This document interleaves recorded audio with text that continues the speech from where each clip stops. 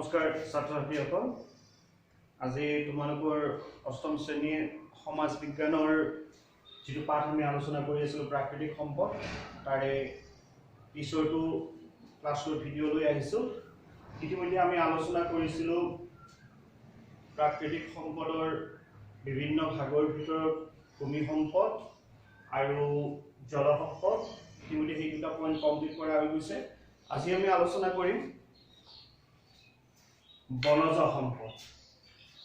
বনজ সম্পদৰ বিষয়ে আলোচনা কৰিম আৰু এই বনজ সম্পদ এই ভাগটোত আমাৰ কি কি আছে, বনজ সম্পদ কি অৰ্থাৎ বনজ সম্পদ কাক বলে, তাৰপিছত আমি আলোচনা কৰিম বনজ সম্পদৰ ব্যৱহাৰ, তাৰপিছত বনজ সম্পদৰ বিতৰণ কেনেকৈ হৈ আছে পৃথিৱীত, নেক্সট বনজ সম্পদৰ সমস্যা ইয়াৰ কাৰণ আৰু বনজ সম্পদৰ সংৰক্ষণৰ উপায়। ওকে, এতিয়া আমি প্ৰথম আলোচনা কৰিম বনজ সম্পদ কি। ইয়াত লিখি দিছো চাবা, অৰণ্য যোগ অৰণ্যত থকা বিভিন্ন জন্তু। অৰ্থাৎ বনজ সম্পদ কাক কয়, যে আমাৰ চাৰিওফালে থকা সমস্ত অৰণ্য আৰু তাত থকা সকলো ধৰণৰ সৰু বৰ জন্তু, যেনে ধৰা তোমাৰ বাঘ, সিংহ, ভালুক, হৰিণা, গড়, এই গোটেইবোৰক একেলগে বনজ সম্পদ বুলি কোৱা হয়। পুনৰবাৰ কৈছো যে আমাৰ চাৰিওফালে থকা গছ গছনি বা অৰণ্য আৰু তাত থকা সকলো ধৰণৰ জন্তু একেলগে বনজ সম্পদ বুলি কোৱা হয়। এতিয়া চাবা বনজ সম্পদৰ ব্যৱহাৰ।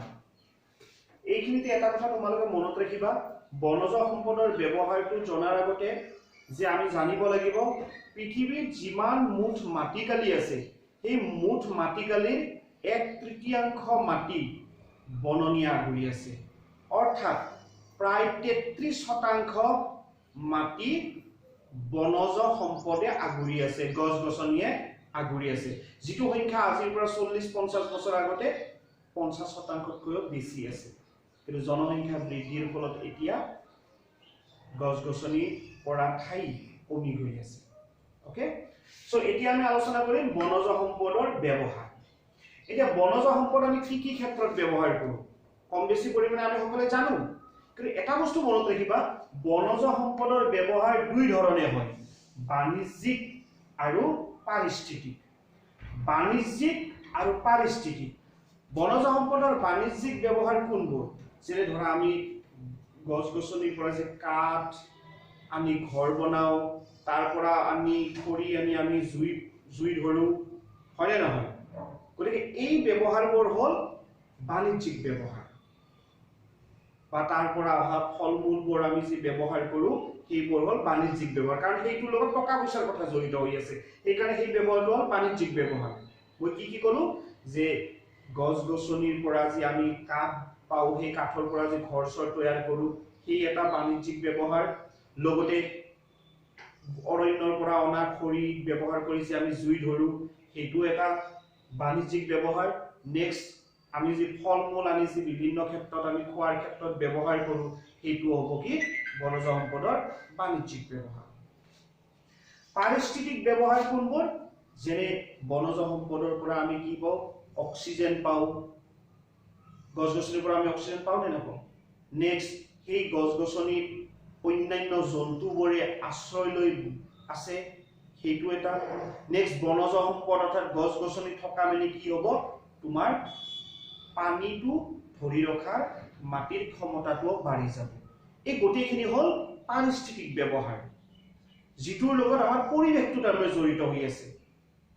যে পাৰিস্থিতিক ব্যৱহাৰ কোনবোৰ, যে আমি যি অক্সিজেন পাওঁ উশাহত গছ গছনিৰ পৰা, সেইটো এটা বনজ সম্পদৰ পাৰিস্থিতিক ব্যৱহাৰ। নেক্সট গছ গছনিত যি বিভিন্ন জন্তুৱে আশ্ৰয় লৈ আছে সেইটো এটা পাৰিস্থিতিক ব্যৱহাৰ। সেই গছ গছনিয়ে যে পানী ধৰি ৰাখি আমাৰ ভূগৰ্ভৰ পানীটো বৃদ্ধি কৰে সেইটো এটা পাৰিস্থিতিক ব্যৱহাৰ। সো এনেকুৱাকৈ আমি বনজ সম্পদৰ বিভিন্ন ব্যৱহাৰ কৰোঁ, তাৰে কিছুমান বাণিজ্যিক ব্যৱহাৰ যিটোৰ লগত টকা পইচাৰ কথা জড়িত হৈ থাকে, আনটো হ'ল পাৰিস্থিতিক ব্যৱহাৰ যিটোৰ লগত আমাৰ পৰিৱেশ জড়িত হৈ থাকে। ওকে নেক্সট বনজ সম্পদৰ বিতৰণ মানে আমাৰ বনজ সম্পদটো পৃথিৱীৰ চাৰিওফালে যে সিঁচৰিত হৈ আছে এই সিঁচৰিত হৈ থকাটোকে বিতৰণ বুলি কয় পৃথিৱীৰ চাৰিওফালে যে গছ-গছনি বা সেই গছ-গছনিৰ আশ্ৰয় লৈ থকা বনৰীয়া জন্তুবোৰ সেইবোৰ পৃথিৱীৰ চাৰিওফালে যে বিস্তাৰিত হৈ আছে সিঁচৰিত হৈ আছে সেইটোকে কয় বনজ সম্পদৰ বিতৰণ এটা কথা হ'ল বনজ সম্পদৰ বিতৰণ পৃথিৱীৰ সকলো ঠাইতে সমভাৱে থকা নাই ইয়াত মই দি দিছো চাবা বনজ সম্পদৰ কিছুমান গছ-গছনিৰ ডাঠ হাবি বননি আছে কিছুমান ঘাঁহনি আছে কিছুমান পাতলীয়া জোপোহা গছ আৰু কাঁইটীয়া গছ আছে এতিয়া ডাঠ হাবি বননিবোৰ ক'ত হয় যিবোৰ ঠাইত অধিক বৃষ্টিপাত হয় আৰু এইটো বৰষুণ নহয় দেই এইটো উত্তাপ হ'ব উত্তাপ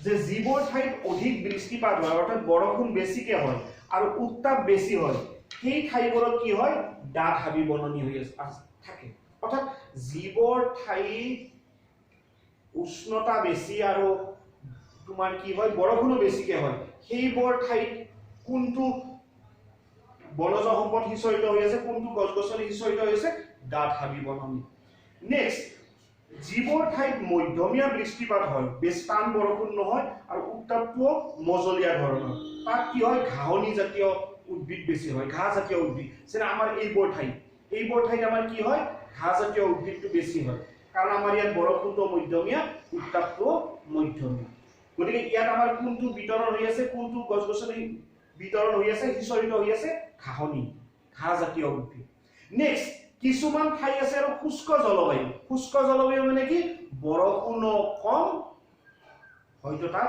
উত্তাপটো বহুত বেছি নহয় কিন্তু কিছু ক্ষেত্ৰত কিন্তু উত্তাপটো বেছি হ'বও পাৰে কিন্তু তোমাৰ বৰষুণ কিন্তু কমেই সেইটো হ'ল শুষ্ক জলবায়ু আৰু শুষ্ক জলবায়ু অঞ্চলত কি হয় পাতলীয়া জোপোহা গছ হয় আৰু কাঁইটীয়া গছ বেছিকৈ হোৱা দেখা যায় অৰ্থাৎ এতিয়া আমি কি পালো বনজ সম্পদৰ যি বিতৰণ আছে বিতৰণ মানে জলবায়ুটো সাপেক্ষে বনজ সম্পদটো পৃথিৱীত বেলেগকে বিতৰণ হৈ আছে আমি ইয়াত পালোৱে যিবোৰ ঠাইত বৃষ্টিপাত বেছিকে হয় আৰু উত্তাপ বেছি তাত ডাঠ হাবি বননি হয় যিবোৰ ঠাইত মধ্যমীয়া বৃষ্টিপাত হয় আৰু উত্তাপটো মধ্যমীয়া তাত ঘাঁহ জাতীয় উদ্ভিদ হয় আৰু যিবোৰ শুষ্ক জলবায়ু অৰ্থাৎ বৰষুণ প্ৰায় নাইয়ে উত্তাপ বেছিও হ'ব পাৰে কেতিয়াবা কমো হ'ব পাৰে সেই ঠাইবোৰত কি হয় পাতলীয়া জোপোহা গছ আৰু কাঁইটীয়া গছ গতিকে আমি গম পালো জলবায়ু সাপেক্ষে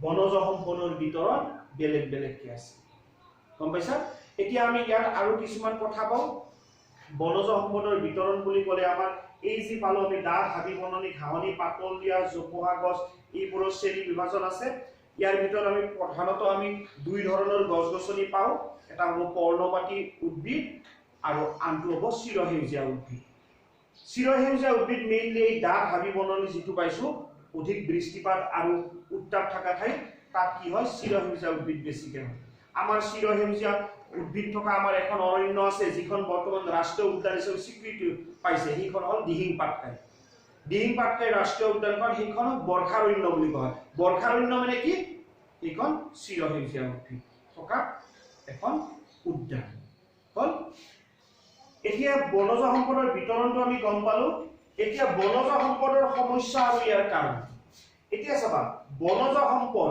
অৰ্থাৎ হাবি বননি আৰু তাত থকা জন্তু সংখ্যা লাহে কমি আহিছে ইয়াৰ মূলতে হ'ল আমাৰ কি অৰণ্য ধ্বংস মানুহে অৰণ্য ধ্বংস কৰি গৈ আছে সেই কাৰণে কি হৈছে জনসংখ্যা প্ৰবৃদ্ধি বৃদ্ধি হৈছে কাৰণ অৰণ্য ধ্বংস হৈ গৈ আছে আৰু সেই কাৰণে কি হৈছে গছ-গছনিটো ধ্বংস হৈ গৈ আছে নষ্ট হৈ গৈ আছে লগতে তাত থকা বনৰীয়া জন্তুও নষ্ট হৈ গৈ আছে নেক্সট গৰাখহনীয়া এই আমাৰ যি নদীৰ পাৰবিলাক খহি যায় সেইটোৱে হ'ল গৰাখহনীয়া এই গৰাখহনীয়াৰ ফলত কি হৈছে নদীৰ কাষত থকা গছ-গছনিবোৰ কি নষ্ট হৈ গৈ আছে অৰ্থাৎ বনজ সম্পদ নষ্ট হৈ গৈ আছে বনজুই যিটো বনত যিটো আপনা আপুনি জুই জ্বলি যায় সেইটো হ'ব বনজুইৰ ফলত কি হ'ব গছ-গছনি ধ্বংস হৈ যায় আৰু তাত থকা কি হয় জন্তুবোৰ মৰি যায়। সুনামি, সুনামিৰ ফলতো কি হয়, এই সুনামি যি ঠাইত হয় অৰ্থাৎ ভূমিকম্পৰ ফলত সৃষ্টি হোৱা বানপানী হ'ল সুনামি। এই সুনামিৰ ফলতো কি হয়, এই য'ত য'ত হয় তাত থকা গছ গছনিবোৰ মৰি যায়, তাত থকা জন্তুবোৰ মৰি যায়, অৰ্থাৎ বনজ সম্পদ নষ্ট হৈছে। তেনেকে ভূমিস্খলন, বানপানী, এই গোটেইবোৰ কাৰণতে কি হৈছে, আমাৰ বনজ সম্পদৰ সমস্যা হৈ পৰিছে। বনজ সম্পদ লাহে লাহে কমি যাবলৈ আৰম্ভ কৰিছে। হৈছে এতিয়া ইয়াত লাষ্ট পইণ্টটো আছে আমাৰ বনজ সম্পদৰ সংৰক্ষণ। এতিয়া বনজ সম্পদ আমাৰ নষ্ট হৈ গৈ আছে, গতিকে ইয়াক আমি সংৰক্ষণ কৰিব লাগিব। এতিয়া চাবা, আমাৰ চৰকাৰে, ভাৰত চৰকাৰে হওক বা পৃথিৱীৰ অন্য চৰকাৰবোৰে হওক, যে বনজ সম্পদবোৰ সংৰক্ষণ কৰাৰ কাৰণে বিভিন্ন ধৰণৰ আঁচনি হাতত লৈছে। ইয়াৰে ভিতৰত বনজ সম্পদ সংৰক্ষণ কৰাৰ বাবে যিবোৰ অৰণ্য, মূল্যৱান গছ গছনি আৰু দুষ্প্ৰাপ্য প্ৰাণী থাকে, সেইবোৰ অৰণ্য কি ৰাষ্ট্ৰীয় উদ্যান হিচাপে ঘোষণা কৰিছে। লগতে তাতকৈ অলপ কম মূল্যৱান গছ গছনি বা তাতকৈ অলপ কম দুষ্প্ৰাপ্য অৰণ্য থকা হাবিবোৰক অভয়াৰণ্য হিচাপে স্বীকৃতি দিছে বা সংৰক্ষিত বনাঞ্চল হিচাপে স্বীকৃতি দিছে। আৰু এইবোৰ স্বীকৃতি দিয়াৰ পিছত সেইবোৰ চৰকাৰে কি কৰে, নিৰাপত্তাৰক্ষী নিয়োগ কৰি সেইবোৰ ৰক্ষা কৰাৰ কাৰণে চেষ্টা কৰে। চ' ইয়াৰ ফলত আমাৰ বনজ সম্পদটো সংৰক্ষণ হোৱাত সহায় হয়। লগতে ব্যক্তিগত প্ৰচেষ্টা, আটাইতকৈ ডাঙৰ কথা এইটো। বনজ সম্পদ সংৰক্ষণৰ আটাইতকৈ ডাঙৰ উপায় হ'ল ব্যক্তিগত প্ৰচেষ্টা। অৰ্থাৎ আমি নিজাকে সকলে চেষ্টা কৰিব লাগিব বনজ সম্পদ সংৰক্ষণ কৰাৰ বাবে। আৰু ইয়াৰ বাবে কি, আমি যথেষ্ট গছ গছনি ৰোপণ কৰিব লাগিব, বিনা কাৰণত গছ গছনি আমি কাটিব নালাগিব, আমি বনৰীয়া জন্তুৰ ওপৰত অত্যাচাৰ কৰিব নালাগিব, মুকলি ঠাইবোৰত আমি গছ গছনি ৰোপণ কৰিব লাগিব। এনেকুৱা বিভিন্ন পন্থা আমি অৱলম্বন কৰি ব্যক্তিগতভাৱে আমি বনজ সম্পদ সংৰক্ষণত সহায় কৰিব পাৰিম। চ' এনেকুৱা বিভিন্ন উপায় অৱলম্বন কৰি বনজ সম্পদ সংৰক্ষণ কৰিব পাৰিম। চ' আজি তোমালোকৰ পাঠটো এইখিনিতে শেষ হ'ল। এতিয়া তোমালোকে এই গোটেইখিনি হোমৱৰ্ক ধুনীয়াকৈ কৰিবা। লগতে এটা কথা মই কৈছো, তোমালোকৰ গ্ৰুপত বহুতে হয়তো এই ভিডিঅ'বোৰ চোৱাই নাই। মই গম পাইছো, কালি মই গম পাই গ'লো তোমালোকৰ বহুতে চোৱা নাই। গতিকে তোমালোকে ভিডিঅ'বোৰ চাবা, কাৰণ এনেকুৱা এটা এই কৰোণাকালীন সময়ত এই অনলাইন ক্লাছৰ বাহিৰে বেলেগ গত্যন্তৰ একোৱেই নাই। গতিকে তোমালোকে অলপ সজাগ হোৱা, ভালকে যাতে পঢ়াটো অকণো নষ্ট নহয় তাৰ কাৰণে চেষ্টা কৰা, আৰু ভিডিঅ'বোৰ ভালকে চাই যাবা আৰু এক্টিভ হোৱা। যদি কিবা প্ৰব্লেম হয় লগে লগে আমাক জনাবা। হৈছে? ধন্যবাদ।